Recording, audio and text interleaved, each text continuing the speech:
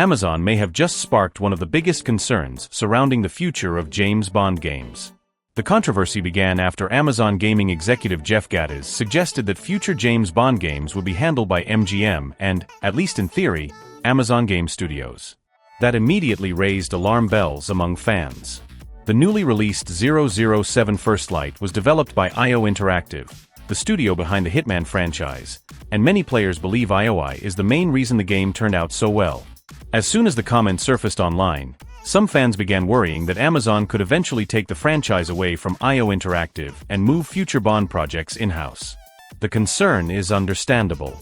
Over the past few years, Amazon has struggled to find consistent success in AAA game development and has cancelled or abandoned several high-profile projects before release.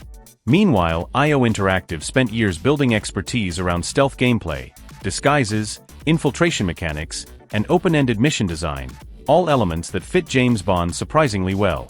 However, there is an important detail many people missed. Amazon has not announced that IO Interactive is being removed from the franchise.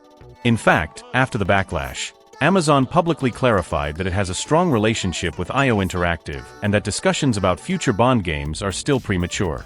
So for now, there is no confirmation that IOI is leaving the series. But the situation has opened up a much bigger question. What happens if Amazon eventually decides to bring Bond entirely in-house? If that ever happens, future Bond games could look very different from 007 First Light. The biggest fear among fans is not that Bond games would disappear. It is that they could lose the design philosophy that made First Light stand out in the first place. For many players, IO Interactive feels like the perfect studio for James Bond. And that is why even the possibility of a change has generated so much discussion across the gaming community. For now, 007 First Light remains in IO Interactive hands, but fans will be watching closely to see what happens next.